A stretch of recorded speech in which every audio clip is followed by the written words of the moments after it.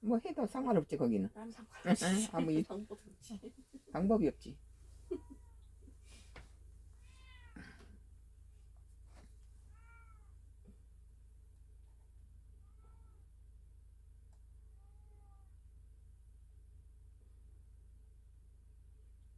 뭐 별로 쓸 게 없네 여기는. 음, 뭐 다른 내용이 없네. 없으면 새로 또 찾아야지. 네이버 켜놨는데. 음. 오늘 JTBC예요. JTBC.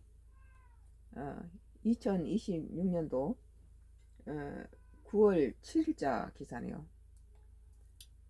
선가크로스 나의 정치 코멘트를 하겠습니다. 한덕수 징역 23년에서 15년 대폭 감형 엄중한 꼬지지면서도 라고 했네요. 뭐 한덕수 전 총리에 대해서는 그 사람이 김대중 정부 때부터 시작해서 이 이명박 정부 때 김대중 정부 때는 IMF를 이렇게 극복하는데 큰 역할을 했던 애국자죠. 그리고 이제 이명박 정부에 들어와서는 그 주미 대사를 했고, 그리고 또 이제 윤석열 정부에 들어와서는 윤석열 정부가 경제적인 측면에서 그 이 저기 국제 그 국민 소득 EDI든가 거기에서 GNI EDI 거기에서 우리나라가 세계 4위로 올라갈 만큼 경제를 튼튼하게 했고, 또 세계 신용 평가사들이 그 12월 3일 날 계엄이 일어나고 난 다음에 우리 한국으로 다 몰려 들어왔죠. 뭐하러 몰려 들어왔겠어요? 그때 당시 이제 계엄이 일어나고 비상계엄이 일어나고 나라가 이제 난장판이 되니까 신용 평가를 좀 절하시키려고 왔겠죠.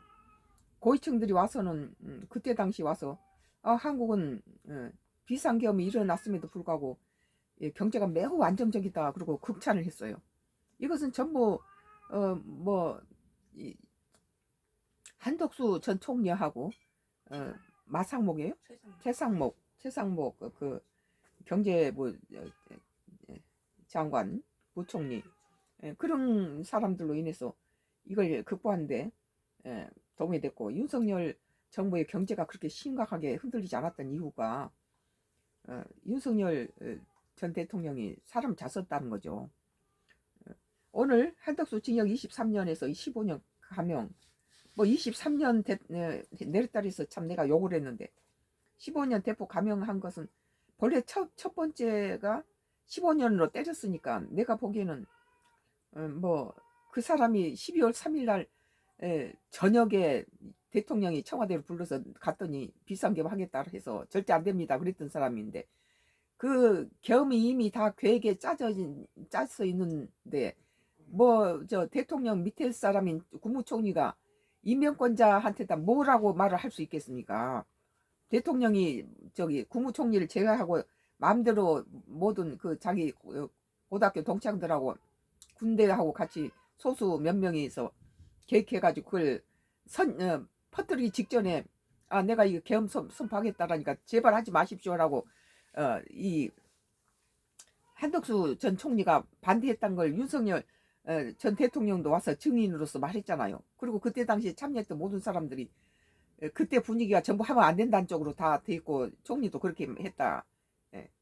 이거 절대 안 됩니다. 그러고 말렸던 사람을 뭐 이것저것 뒤집어 씌워가지고 이 사람이 무슨 저기 이 뭐 비상계엄도 헌법학자들은 그러잖아요. 언론들이 그러잖아요. 이것은 대통령의 고유 권한이고 대통령이 할 수 있는 고유 권한이다. 비상계엄 자체가 지금 그런 식으로 되는 마당에 한덕수 전 총리는 끝까지 하면 안 됩니다 쪽으로 몰았던 사람을 뭐 23년 징역한다 해서 기가 막혔는데, 그나마 15년 감형된 것은 잘한 일이지만 그 첫 번째 15년 때렸는데 23년 올리고 그 다음에 이제 또 15년 내린 것은 한덕수한테 가혹하다. 뭐 시간적 여유가 없었잖아요. 뭐 그 계엄 선포 당일날 저녁에서 알게 된 사람이 뭘 할 수 있었겠어요. 그리고 어떻게 대통령 이미 임명한 사람이 대통령한테 저기 이겨먹을 수 있는 사람이 없죠. 대통령이 절대 권한을 갖고 있는데.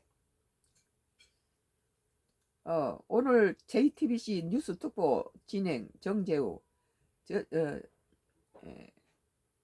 저작권은 JTBC 뉴스에 있습니다. 인용 보도 시 출처를 밝혀주기 바랍니다. 근데 뉴욕 변호사님 원심 판결 대부분 인정했는데 어쨌든 23년에서 특검의 1심 당시 구형량이 15년으로 줄어들게 된 것입니다. 어떻게 보십니까? 했다.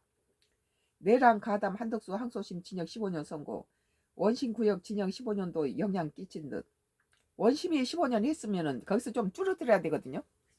근데 오히려 그다음 뭐 23년으로 갖다 올린 거 이것이 너무 강력했다. 여기 많이 먹었죠 국민들한테. 그리고 한덕수 항소심 징역 15년 1심보다 줄어.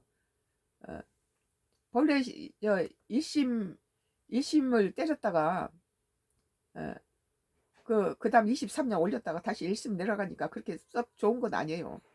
뭐 12월 3일 계엄 선포 직전에 청와대에 불러가서 이것저것 당황한 상태에서 하면 안 됩니다 했던 사람을 그리고 대통령을 이겨먹을 수 있는 총리가 어디 있습니까? 대통령이 임명한 사람인데 그 너무 했다. 그래 15년도 좀 난 세다고 그렇게 생각해요. 뭐 이거 이제 그 나이가 지금 78세인데 한국 나이로 78세잖아요. 78세인데 거기서 감옥에서 10년이면 우리 같은 나이에 앞으로 10년 산다는 보장이 없어요. 뭐 어느 날 갑자기 푹 쓰러지니까. 그런데 거기서 징역 10년이면 88세인데 지금 78세면 10년 감옥에 있으면 88세인데 거기다 15년이면 93년까지 93세까지 산다는 징역살이를 한다는 건 너무 가혹하잖아요. 아무리 자기들이 나이가 안 먹었다 해도 나이들 계산하면서 때려야지. 뭐 정신형이나 마찬가지나 죽을 때까지 거기 있으란 소리죠. 물론 역대 대통령들이 뭐 정신형 받고 뭐 사형 선고 받고 다 김대중 때도 사형 선고 받고 그래도 다 정부가 또 바뀌면 다시 회복되고 이런 건 있었지만 그건 대통령에 관한 것이고 나머지 이런 총리 같은 건 누가 이렇게 회복시킬 줄 그런 사람이 거의 없죠. 뭐 한덕수가 제일 전 총리가 제일 억울할 수 있다. 뭐 12월 가담도 하지 않았고 12월 3일 날 대통령 청와대에서 불러서 갔더니 지금 저기 대통령 불러서 갔더니 뭐 지금 이번에 오늘 뭐 계엄 선포했다니까 그냥 화들짝 놀리고 나 혼자서 거기에 사인하라는 식으로 하니까 나 혼자서 못합니다. 다른 사람한 의견도 들어보십시오. 절대 안 됩니다. 그랬다는 거죠. 그런데 뭐 징역 23년이라는 게 말이 됩니까? 뭐 Y기업 장회장 하수인들이 내 철저하게 정치 코멘트를 맡고 있네요. JTBC 한덕수 징역 23년 15년 대폭 감형 엄중한 꼬집으면서도 라는 기사였습니다. 선가크루스 나의 정치 코멘트였어요. 뭐 다른 데도 있는 거 한번 보죠. 뭐 같은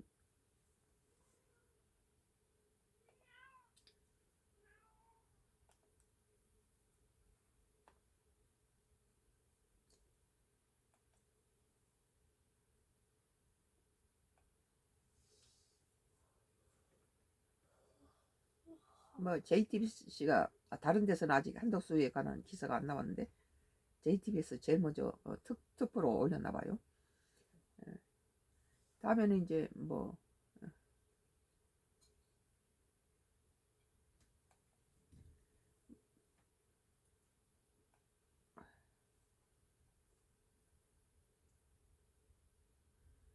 모빌리티 튜브예요. 같은 한덕수 입장에서 같이 붙여서 할게요.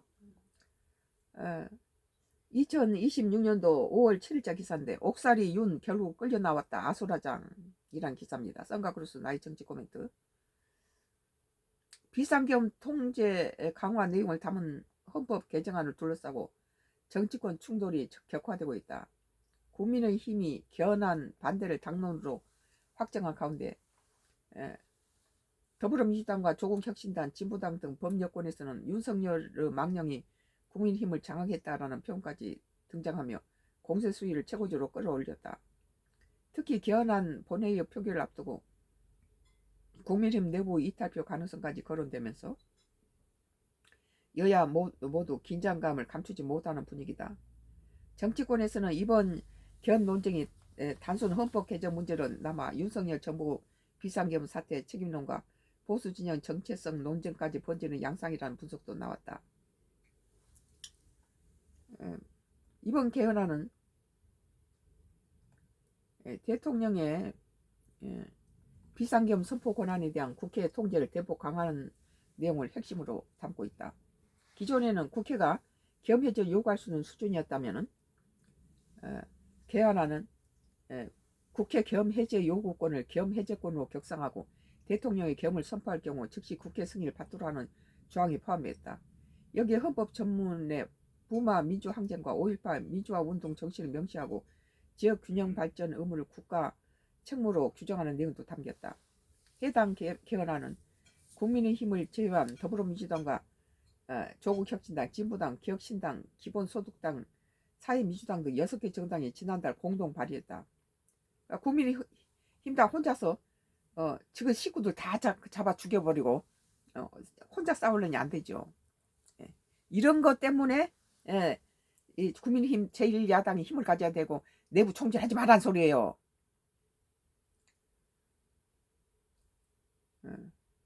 뭐 6개가 정당이 지난달 공동 발의했다. 하지만 헌법 개정안 통과를 위해서는 재적 의원 3분의 2 이상이 191명 찬성이 필요하다. 현재 의석 구조상 국민의힘 의원 최소 12명이 이상이 찬성표를 던져야 개헌안 통과가 가능한 상황이다. 대부분 이게 국회법에서 참석자 과반이 갖다가 투표하면은 통과되는 법이 많은데 이제 이런 개헌안은 3분의 2다 보니까 몇 석이 부족한 거죠. 근데 이번에 이제 선거를 통해서 그나마도 그것이 거기에 못 미쳐버린다면 참 이 나라가 뭐 바둑판이 뒤집어지는 거죠. 이건. 그런데 장동혁이가 지 자신을 위해서 국민의힘당을 세를 강화하기는커녕 뭐 내부 총질을 하고 있으니까 이거 국민들이 걱정하는 거죠. 이런 과반 이상 3분의 2를 요구할 때는 중형 법이 통과시킬 때 3분의 2를 요구하지. 보통 때는 그 과반만 지나면은 그냥 단독으로 통과시키거든요. 거대 여당이 마음대로 할 수 있죠. 그러니까 지각이 있는 국민들이 뭐 국민의힘당이 이뻐서 지지를 하는 게 아니라 민주당 독재를 막기 위해서 거대 여당에 대비해서 야당을 키워내겠다는 심정으로 국민의힘당을 지지하는데 장동혁이는 지 자신을 위해서 국민의힘당의 한동훈이라든지 그 지지 세력을 다 갖다 잘라버리고 죽여버리고 있으니까 이게 가반이 견제할 수 있는 숫자도 지금 다음 이번 선거 지나면 가반 숫자 3분의 2 통과시키는 숫자에도 미달할 거라는 그런 생각이 들어요. 기존 국민의힘당을 지지했던 사람이 다 장동혁으로 인해서 등을 돌려버린 거 아니에요? 장동혁은 이겼지만 국민의힘당 망했다 소리가 왜 나옵니까? 그러나 국민의힘은 당론으로 반대 방향을 유지하고 있다. 장동혁 대표는 지난달 개헌 논의와 관련해 결국 대통령 연임용 빌드업 개헌이라는 합리적 의심을 지울 수 없다라고 주장했다. 실제 개헌안에는 대통령 연임이나 권력구조 개편 내용이 포함되지 않았지만 국민의힘 내부에서는 지방선거를 겨냥한 정치적 개헌이라는 비판이 이어지고 있다. 근데 지금 지금 당장 그 선거를 한다면은 이재명을 갖다가 찍지 않았던 사람도 다시 이재명 찍게 생겼어요. 지금 상황이. 국민의힘당은 볼 게 없다는 거예요. 지금. 그리고 이재명 그 인물 정도의 사람이 지금 나와 포진되어 있는 뭐 후보들한테 보이지 않으니까 다음 선거에도 뭐 연임하든 말든 간에 또 다시 당선될 수 있다. 나는 그렇게 봐요. 오히려 이번 당선이 49%로 당선됐지만 다음에 이재명 후보로 다시 나와서 선거를 치른다면 한 60% 이상 더 많은 지지로 당선될 거다. 나는 그런 생각이 들어요. 그것은 뭘 의미하냐면 국민의힘당이 모든 국민들한테 희망을 줘버리고 실망시키고 저기 국민의힘당을 위한 것이 아니고 자기 자신을 위한 장동혁의 당대표를 유지하기 위해서 국민의힘당을 망쳐먹는 이런 짓거리로부터 시작됐다는 거죠.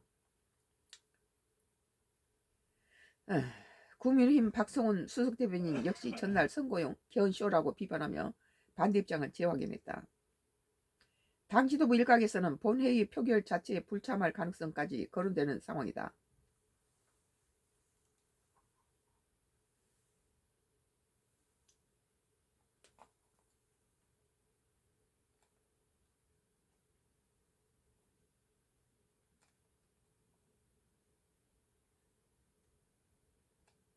참 이런 거 미리 뭐 예상 안 했나요? 뭐 반면에 범여권은 국민힘을 향한 압박 수위를 계속 높이고 있다.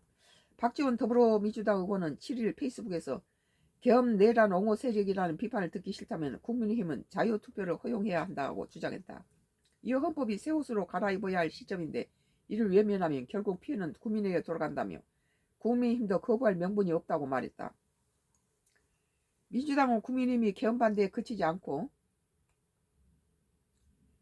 내란 관련 의혹 인사들까지 정치권으로 불러들이고 있다고 주장하며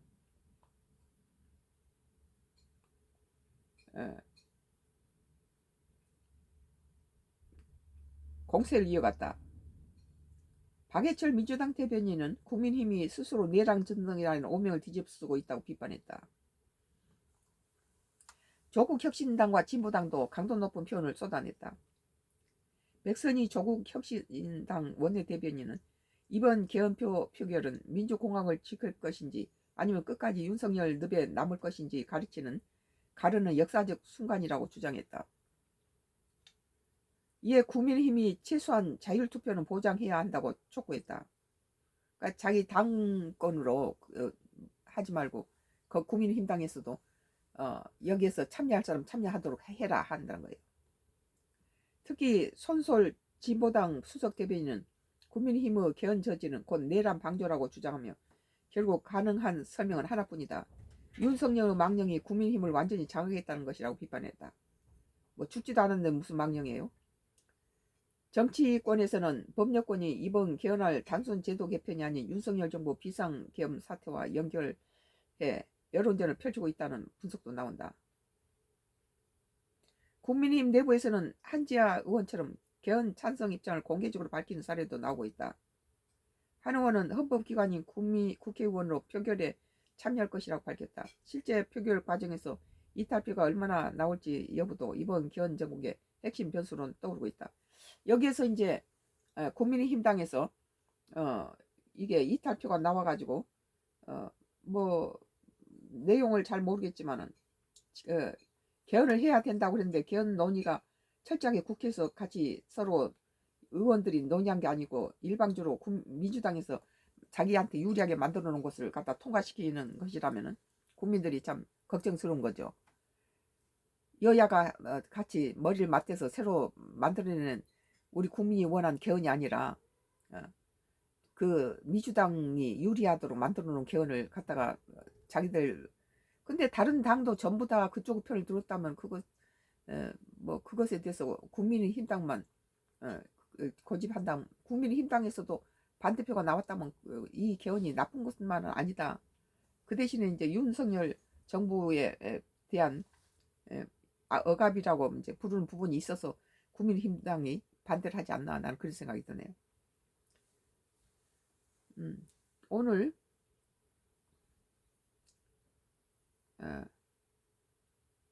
옥살이 윤 결국 끌려 나왔다. 아수라장 뭐 지금 이번 개헌의 윤석열 모빌리티 TV예요.